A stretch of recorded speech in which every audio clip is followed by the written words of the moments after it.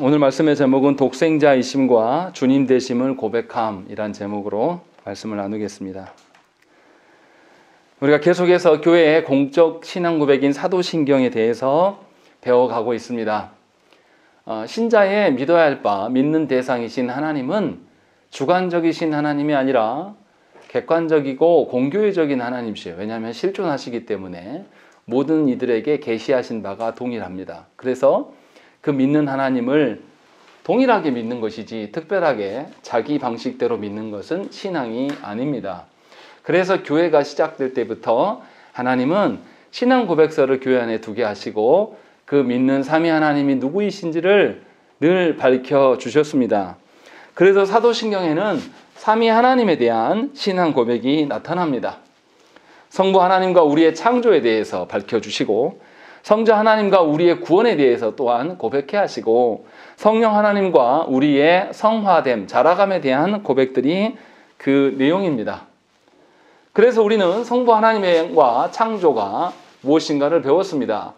성부 하나님께서 우리를 창조하셨고 우리에게 이 땅 가운데 살도록 위임하신 것은 하나님의 다스림의 연장이고 타락한 우리들이 하나님에 대해서 알지 못한 바대로 살아갈 수가 없다라는 결론에 이르렀고 결국은 우리는 하나님을 알아야 돼요. 그런데 하나님을 알아가는 것은 우리가 마음대로 알아갈 수 있는 것이 아니라 중보자 대신 예수 그리스도를 통하여서만 삼위 하나님에 대해서 알 수가 있고 이렇게 알아가는 자만이 이 땅 가운데서 참 행복과 참된 기쁨을 누리며 살아갈 수 있다라는 것이 성부 하나님과 창조에 대한 요약입니다. 그리고 성자 하나님에 대한 이 고백들이 나타나는데요. 성자 하나님의 고백들은 우리가 계속 해왔지만 먼저 성자 하나님의 이름에 대한 이야기를 하고 있어요. 그래서 네 가지의 이름이 나타나죠. 예수님이란 이름, 또 그리스도라고 직책하는 그 직분에 대한 이야기. 또 그리고 오늘 우리가 해야 될 이제 독생자 되심과 우리의 주님 되심, 이 두 가지. 이렇게 중보자에 대해서 네 가지 표현들을 하는 데는 그만한 이유가 있다라는 것이죠. 그리고 또 성자 하나님께서 이루신 그 세 가지 직분, 삼중직이 도대체 무엇인가라는 것에 대해서 배울 것이고 또 성자 하나님이 우리의 구원을 위하여서 낮아지시고 다시 높아지심, 이것에 대한 것들도 우리가 또 배워가야 될, 또 고백되어지는 내용들로 나타납니다. 이렇게 성자 하나님 지위에 대해서 이야기를 하고 있고 또 마지막으로 성자 하나님은 우리의 중보자 되시기 위하여서 신성, 하나님이셨던 그분이 인성을 입으셨어요. 그래서 인성과 신성에 대해서 고백하는 것이 사도신경에 고백되어지는 내용입니다. 굉장히 많아요. 그러니까 우리가 한 구절 한 구절을 사실을 신앙 고백할 때에 주문식으로 하면 안 돼요. 사실은 어쩔 때는 이 내용들을 다 띄워놓고 함께 한 글자 한 글자 읽고 싶을 때가 있습니다. 사실 그렇게 신앙 고백서를 해야 됩니다. 그래서 의도적으로 제가 예배 시작할 때 주문하듯이 전능하사 천지를 만드신 하나님 이렇게 안 합니다. 천천히 해요. 의도적으로. 근데 어떤 교회 가보면 이거는 누가 먼저 끝내느냐 시합하는 것처럼 막 그렇게 해서 어떻게 의미를 다합니까? 알 수가 없죠. 그러니까 저와 여러분들도 분명히 예배 초입부에 있는 사도신경을 암송할 때에 천천히 그 의미를 되새기면서 하나하나 이렇게 암송해 가야 됩니다. 그렇지 않으면 의미가 없어요. 그래서 우리가 계속해서 이것을 배워가고 있습니다. 지난 두 주에 걸쳐서 우리가 성자 하나님의 이름에 대해서 배웠습니다. 먼저 예수님이란 이름은 저희 백성을 죄에서 구원할 자이다 라는 것. 이 이름을 누가 주셨다고요? 그의 육신의 아버지인 요셉이 지은 게 아니라 하나님께서 그렇게 명명하셨어요. 그래서 하나님께서 그렇게 명명하셨다는 것은 하나님께서 우리의 구원의 방편으로 주신 분은 그분이 유일하시다라는 의미예요. 그래서 모든 택한 자들은 예수님 외에는 다른 구원의 방편이 없습니다. 자신의 간절함과 자신의 열심과 노력으로 구원이 이루어지는 것이 아니라는 거죠. 예수님이라는 이름 그 자체에 이미 그것이 내포되어 있다라고 말씀을 드렸습니다. 그래서 모든 택한 자들은 죄로부터의 구원이에요. 예수께서 우리를 구원하심은 어떤 세상의 돈으로부터, 질병으로부터, 아픔으로부터의 구원이 아니라 그런 것들은 죄의 결과로 일어나서 생겨난 것이에요. 궁극적으로 죄가 원인인데 죄로부터의 구원임을 밝혀주셨습니다. 그래서 우리가 생각해야 될 것이 예수님을 떠나서 이 세상에서 말하는 선행하는 것, 도덕적으로 살아가는 것, 어떤 아름다운 것을 추구하는 것, 이런 것이 하나님 나라와 아무런 상관이 없어요. 더 노골적으로 이야기를 하자면 강단에 꽃을 한다고 그러면 꽃이 예수 그리스도와 연관되어 있어야 돼요. 강단에 이 꽃꽂이하고 이렇게 하면은 얼마나 많은 시간 소비되는지 저는 부목사하면서 잘 봤습니다. 시장 가서 사와야 되죠. 또 가져와서 여기도 또 꽃꽂이 하는데 토요일 온종일 그것만 하고 있어요. 저는 그렇게 하고 있는 분한테 도리어 하지 마시고 가서 성경이라도 1시간 아니면 기도라도 30분이라도 더 하세요. 이러고 싶은 마음이 굴뚝 같았어요. 그래서 부목사에서 할 수는 없었습니다. 분명하게 우리가 교회 안에서 그리스도와 상관없는 일들을 행할 때에 그것은 하나님 나라와 아무런 관련이 없습니다. 이것이 사도신경 안에 다 녹아져 있다는 것입니다. 그러니까 저와 여러분들이 교회 안에서 행할 때에 진심으로 모든 일들이 그리스도와 연계되어져 있는가를 살펴야 돼요. 그것과 상관없는 식의 방식으로 교회 안에서 헌신하고 봉사하는 것, 그것이 여러분들의 구원의 하등에 도움이 되지 않습니다. 그것을 분명히 알아야 된다는 것이죠. 그래서 우리는 언제나 그리스도 안에서 모든 것을 꿈꿔야 돼요. 아름답고 선한 것, 또 정의로운 것, 또 긍휼히 여기는 것, 이거 모두가 뭐냐면 그리스도 안에서의 정이 돼야 돼. 다시 재정이 돼야 될 문제란 말이에요. 전라도 말로 누구를 보면서 짠하다라고 했던 것이 그가 나보다 못하고 어떻게 해서 짠하다 이런 관념이면 안 된다라는 거죠. 예수께서 보신 양떼가 목자 없는 양떼가 방황하는 것을 보면서 주님이 말씀하시는 아파하시고 긍휼히 여기신 그 긍휼히 여기심으로 우리가 누구를 보면서 짠하다 이럴 수 있어야 되는 거죠. 그렇지 않으면 의미가 없다라는 것이에요. 그래서 무조건적으로 우리가 우리 안에 남을 향한 긍휼의 마음, 정의로운 마음들 그것이 있다고 해서 예수님이 주신 마음이냐? 그렇지 않을 수 있음을 분명히 기억을 해야 되는 것입니다.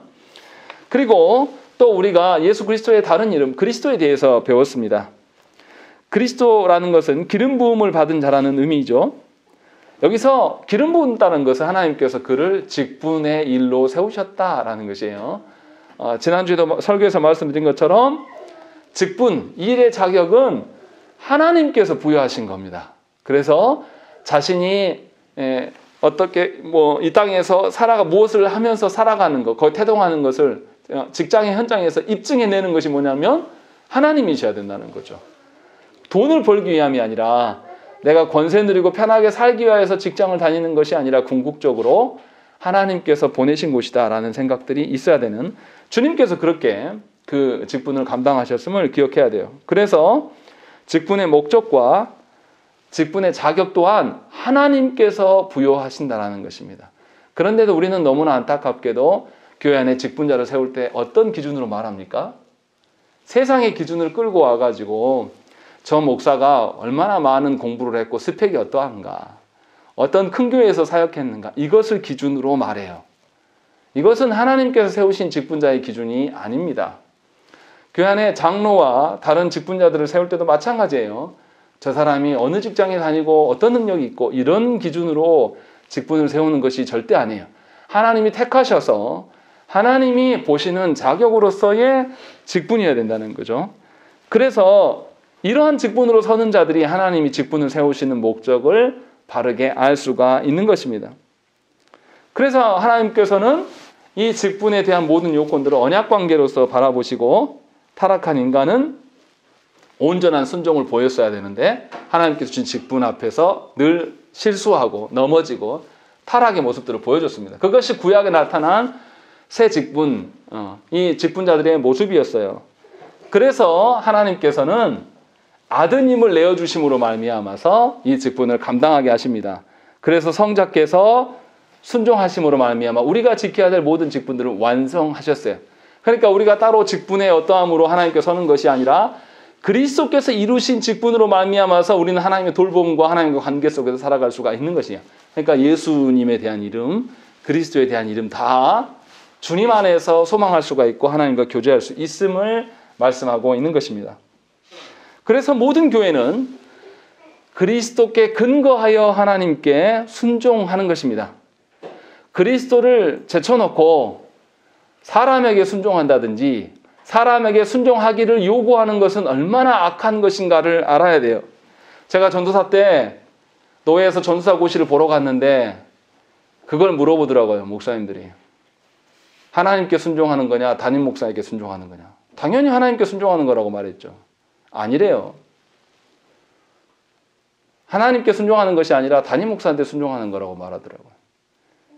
이게 말도 안 되는 소리예요. 사도신경도 의미도 모르는 분들이에요. 근데 이것을 노골적으로 타락한 교회가 강요합니다. 또 저와 여러분들이 자녀들을 향하여서 자녀에게 순종을 요구함도 그럴 때가 있어요. 그러나 분명하게 우리가 알아야 될 것은 그리스도 안에서의 순종이에요. 그리스도를 통한 순종이란 말이죠. 그리스도께서 우리를 구원하시기 위하여서 성부 하나님께서 명하신 바를 그분도 순종하셨어요. 그래서 우리가 이룰 수 없는 순종을 주께서 이루셨기 때문에 우리는 하나님께 주신 직분을 감당해 나아갈 때 그리스도 안에서의 순종이 되어야 된다는 것입니다. 그런 점에서 로마서 13장의 말씀을 이해해야 돼요. 권세 잡은 자들에게 무조건 충성하는 것이 합당합니까?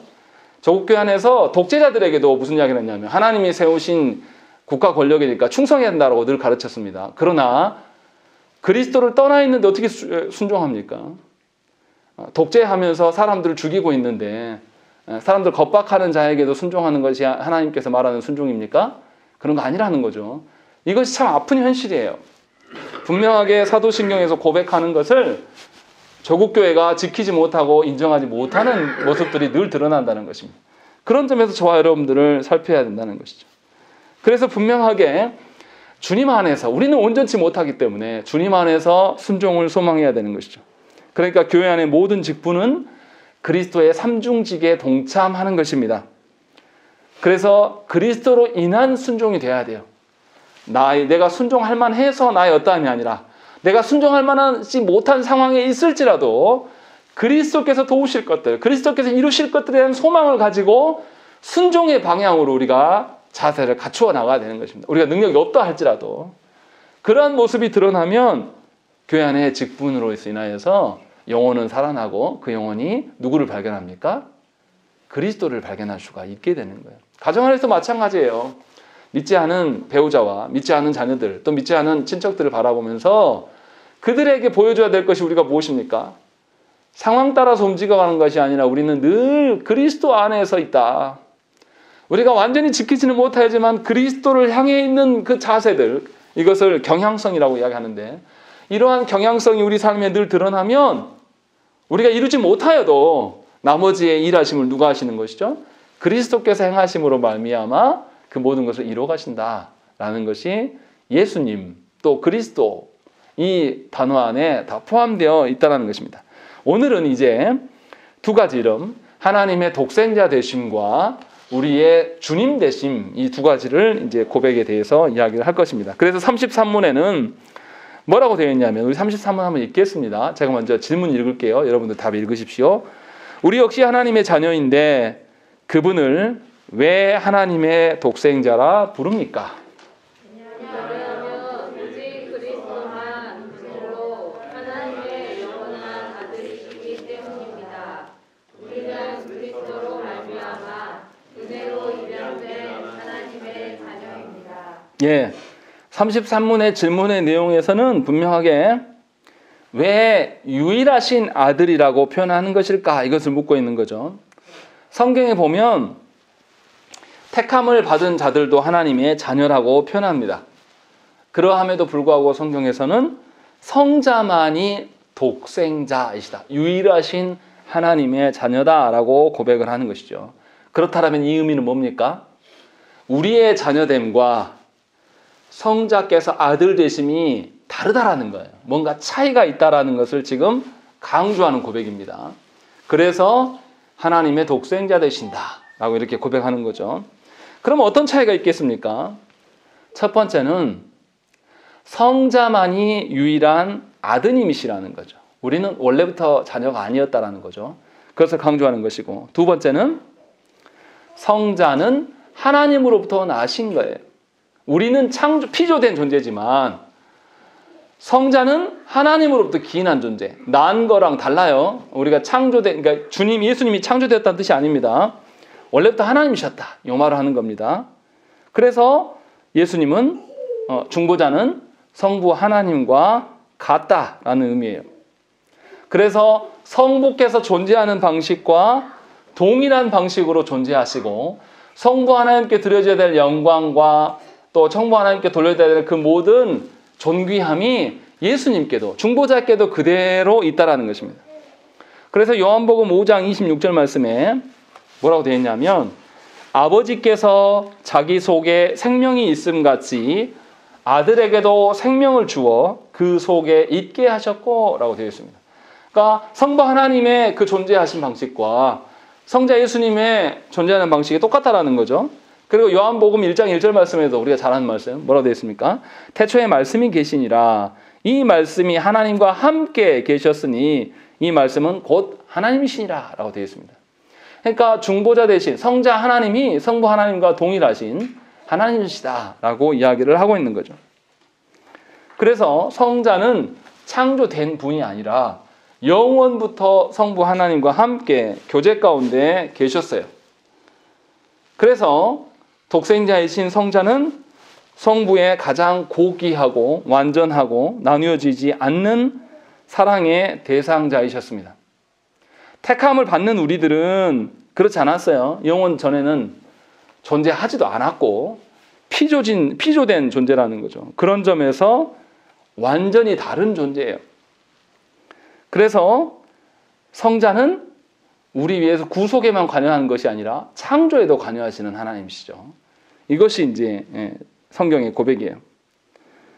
여기서 이제 조심해야 될 것이 무엇이냐면 그러면 성자가 성부로부터 나왔다고 하고 성부께서 성자에게 동일한 생명을 주셨다고 성경을 이야기하니까 뭔가 성부와 성자가 차이가 있는 거 아니냐라는 이런 오해들이 있어요. 그래서 교회 안에서 어떤 오해들이 역사 가운데 있었냐면 성부가 진짜고 성자는 비슷한 존재다라고 생각을 했었습니다. 그런데 그렇지 않아요. 그래서 뭐라고 하냐면 동일 본질이다 이렇게 표현해요. 본질상 성부와 성자는 하나도 차이가 없다. 동일하신 분이다. 동등하신 분이다 라고 이야기해요. 유사 본질이 아니라 동일 본질이시다 라고 했어요. 그래서 우리가 여기서 강조해야 될 것은 성자만이 하나님의 아들 되심이에요. 그래서 성자가 곧 하나님이시고 성부가 누려야 될 영광과 존귀와 하나님의 형상의 그 어떠함까지도 성부와 동일하다라는 것이죠. 그것을 우리가 알아야 된다는 것입니다. 그러면 이제 반면에 택함을 받은 우리의 자녀됨은 어떤 것입니까? 성경에서 하나님의 자녀, 하나님의 아들들이라는 표현이 여러 군데 나와요. 누구누구를 지칭해서 이렇게 말하냐면 첫 번째는 천사들을 하나님의 아들들이라고 표현합니다. 욥기서나 시편의 말씀에 그게 나와요. 그런데 택함을 받은 자들은 천사의 하나님의 아들의 표현과 전혀 달라요. 방식이. 왜냐하면 하나님은 처음부터 천사를 창조하시고 이들을 그대로 존속하셨어요. 이들의 신분의 변화나 변화를 주시지 않았습니다. 타락한 천사는 사탄을 그냥 두시고 하나님 순종하는 천사는 그냥 그대로 두셨단 말이죠. 그런데 사람만이 하나님께서 창조하셔서 타락하게 되자 타락한 이들 중에서 하나님이 택하셨어요. 택하시고 이들을 언약 안으로 그들을 입양해 내셨습니다. 그런 점에서 천사와 차이가 나는 것입니다. 그래서 우리는 하나님의 언약을 약속을 믿음으로 말미암아서 하나님의 자녀가 된 것입니다. 이런 점이 그러니까 천사에게 언약을 고백하게 하고 언약을 믿어라 이런 말 하지 않아요. 믿음이라는 것은 택자들에게만 유효한 것이고 의미가 있는 것이죠. 그래서 지금 그 이야기를 하는 거예요. 그런데 성경에 보면 또 이상한 부분이 나타납니다. 하나님의 아들, 하나님의 언약 백성이라고 표현할 때에 언약 백성이 있다가 배반하고 나간 자들이 생겨나요. 그들도 하나님의 자녀라고 하거든요. 예를 들면 누구 있습니까? 아브라함의 자녀들 중에 이스마엘이 그런 사람이에요. 또 이삭의 자녀들의 야곱과 에서 중에 에서도 사실은 하나님 언약 백성이 들지 못하죠. 이런 경우에도 분명히 자녀와 후손들까지도 다 언약 백성이라고 지칭을 합니다. 그러면 우리가 여기서 구분해야 됩니다. 하나님의 자녀됨이 육적인 어떤 혈육의 관계가 아니구나. 뭔가 다르게 구별해야 될 것이 있다라는 것을 알아야 돼요. 그래서 성경에서는 육신을 따라 난 자와 성령을 따라 난 자를 구별합니다. 그래서 궁극적으로 하나님의 자녀라고 부를 수 있는 자는 성령의 역사하심으로 임한 자들 뿐이에요. 갈라디아서 3장 26절 말씀에 너희가 다 믿음으로 말미암아 그리스도 예수 안에서 하나님의 아들이 되었으니 라고 되어 있습니다. 성경에서 하나님의 자녀라고 부를 수 있는 자들은 예수 그리스도로 말미암아 은혜로 입양을 받은 자들 뿐이에요. 그래서 신약에서는 두 가지로 패턴을 이야기합니다. 동일한 이야기인데 다른 측면으로 설명을 해요. 먼저는 하나님이 양자 삼아주심, 이것을 이야기해요. 그리고 또 다른 측면으로서는 성령에 의해서 중생함을 받은 자들, 이 두 가지 측면이 다 같은 겁니다. 같은 건데 다른 측면으로서 두 가지로 설명을 해요. 그래서 하나님께서 우리를 자녀 삼아주심이란 의미는 혈육에 대한 것도 아니고 양자 삼아주심으로 말미암아서 성령에 의해서 중생된 자들에게만 하나님의 자녀됨을 말할 수가 있는 것입니다.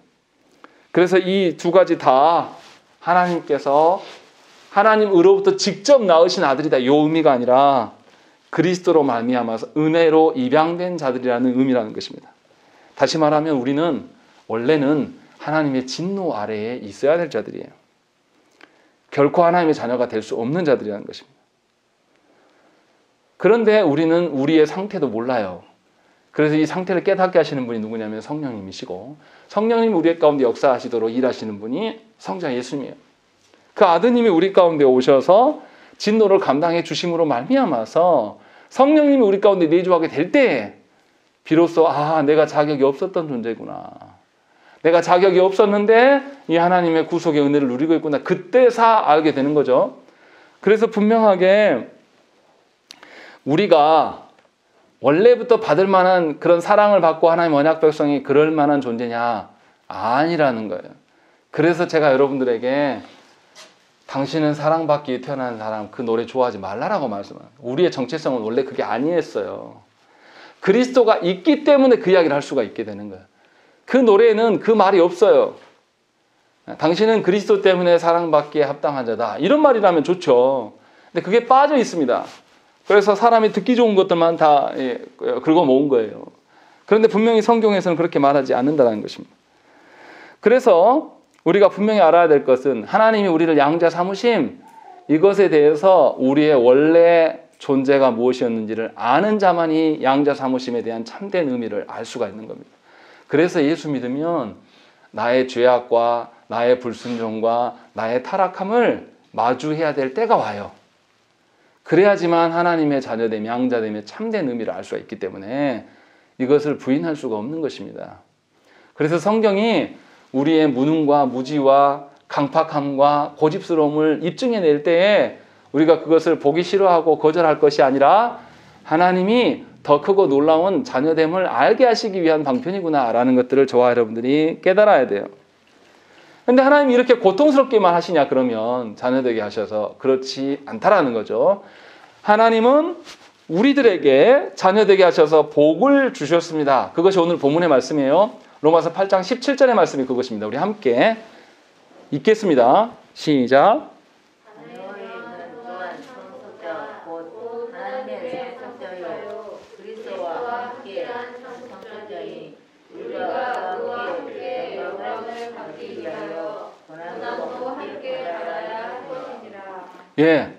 놀랍게도 무슨 이야기 납니까? 우리가 원래 하나님의 자녀가 아니었어요. 그런 자격도 없었습니다. 그런데 그리스도로 말미암아서 하나님의 자녀에 입양되었는데 놀라운 것은 뭐라고 되어 있냐면 그리스도와 함께 한 상속자가 되었다라는 것입니다. 우리는 그런 자격이 없었고 그리스도께서는 원래부터 하나님이셨음에도 불구하고 하나님께서 우리에게, 입양된 우리에게 예수 그리스도께서 감당하실 이 상속의 권한들을 우리에게도 부여하신다라는 것이 얼마나 놀랍습니까? 그런데 자신의 그 범죄함과 무능과 무지를 경험하지 못한 사람은 예수님이 상속되시는 것이 우리가 동일한 상속자 되어주심에 대한 의미를 알 수가 없어요. 왜냐하면 자기가 어떤 존재였는지를 모르기 때문에. 그래서 분명히 성경은 우리에게 이것을 이야기를 하는 것입니다. 그래서 독생자, 예수 그리스도에 대해서 고백할 때 독생자 우리 주 예수 그리스도라고 이야기할 때 의미를 잘 기억하셔야 돼요. 독생자의 의미를. 자, 그리고 이제 예수님의 마지막 이름 우리 주님 되신다라는 고백이 34문에 나와 있습니다. 34문 읽겠습니다. 당신은 왜 그분을 우리 주라 부릅니까? 답 읽겠습니다. 시작. 왜냐하면 그분이 금이나 은이 아니라 우리의 보혈로서 우리의 몸과 영혼을 우리의 모든 죄로부터 구속하셨고 우리를 마귀의 모든 문제에서 해방하여 주의 것으로 삼으셨기 때문입니다. 예, 이 고백에서 부각되어지는 것은 뭐냐면 중보자께서 우리와의 관계를 설정해 주셨다는 거죠. 그런데 그 관계를 설정할 때 그냥 하신 것이 아니라 성자께서 우리에 대한 소유권을 획득하셨어요. 어떻게요? 자신의 피 흘려 주심으로 말미암아서 하나님의 진노를 감당하심으로 말미암아서 우리의 소유권을 주께서 가져가신 것이고 우리를 자신의 소유로 삼았기 때문에 우리는 그리스도와 주종의 관계입니다. 친구 먹으려고 하면 안 돼요. 주님 알기를 우습게 알고 아무 때나 불러도 우리에게 사랑해주는, 한정없이 사랑해주시는 분이라는 그 생각들, 그 태도들을 좀 버리셔야 됩니다. 저국교 안에는 예수 그리스도에 대한 부각이 굉장히 약하기 때문에 성도들이 언제나 죄짓다가 주님의 이름으로 회개만 하면 될 것처럼 말해요. 그러나 그리스도는 원래부터 우리의 주님이셨습니다. 주께서 피 흘려 주심으로 말미암아 우리는 종이고 주님께 소유권이 있는 자들이에요. 그것을 우리가 기억해야 한다는 것이죠. 원래 우리는 범죄함으로 하나님으로부터 단절되고 이제 하나님의 소유가 아니라 사탄과 죄의 노예가 되었습니다. 그래서 성부께서 우리 스스로 그 구원의 문제를 해결할 수 없기 때문에, 죄의 문제를 해결할 수 없기 때문에 아드님을 내어주셨고 아드님의 순종하심으로 말미암아서 그리스도의 보혈로 우리가 속죄, 대속되었다는 것입니다. 그런 말미암아서 이제 사탄의 권세에서 우리에게 자유가 주어진 것입니다. 동시에 이제 우리의 소유가 그리스도께로 이전되었어요. 그렇기 때문에 우리가 주님의 소유된 자들, 그래서 우리가 주님을 주님이라고, 예수님을 주님이라고, 중보자를 주님이라고 부르는 것입니다. 여기서 이제 오해하지 말아야 될 것은요, 이렇게 말하고 나면 사람들이 꼭 오해하더라고요. 주님이 피 흘려주셔서 피 흘리심을 누구한테 준 거냐라고 하면 자꾸 사람들 뭐냐면 사탄에게 준 거예요. 이렇게 생각하는 분들이 너무 많아요. 인터넷상에 보면 예수님의 그림과 사탄의 그림이 이렇게 두 분이 딱 팔씨름하는 그림이, 이거 말도 안 되는 그림이에요. 하나님께서 누구도 다스리십니까? 사탄도 다스리시는 분이에요. 예수님께서 속상한 것, 예수님께서 대속을 치른 그 대상은 누구냐면 하나님이십니다. 하나님이 공의로우신 분이시기 때문에 우리가 하나님의 공의를 훼손한 것에 대한 그 대속을 치른 것은 하나님을 향한 대속을 치른 것이지 사탄을 향한 치름이 아니에요. 이러한 오해들이 우리 가운데 없어야 되는 것이죠. 그래서 예수님이 하나님의 진노를 감당하심으로 수립한 것이 하나님의 공의의 회복이에요. 분명히 이 부분을 우리가 알아야 된다는 것입니다. 사탄은 그냥 어떤 거냐면 하나님께서 다스린 한 일족 중에 하나이고, 이 사탄은 예를 들면 감옥의 간수처럼 역할한 것 뿐이에요. 실제로 그 감옥의 주관자도 하나님이십니다. 그래서 사탄 안에 그 감옥 간수 아래 놓여 있었는데 주님이 다 푸셨어요. 형량 주님이 다 감당하셨으니까 자유. 그래서 이제 사탄이 이제 우리 건드릴 수 있습니까? 없습니까? 없단 말이에요. 주님이 해결하셨기 때문에. 그런데 예수 믿는 분들이 지금도 귀신 했어요. 기가 막힌 게 뭐냐면 김기동 귀신론을 믿으면서 뭐 아프면 귀신이 쓰였다, 뭐 시험에 떨어진 귀신이 있었다. 귀신 이렇게 말하는 교회들이 있고 거기에 정신 나간 사람들이 다 몰려가서 지금도 주여주여 하고 있어요. 사도신경의 내용도 모르는 사람들이에요. 변승이단 옛날에 큰 믿음 교회라 했는데 지금은 뭐라고 하죠? 이름 바뀌었다 그러던데. 네, 사랑하시는 교회인가? 전국에 다 있습니다.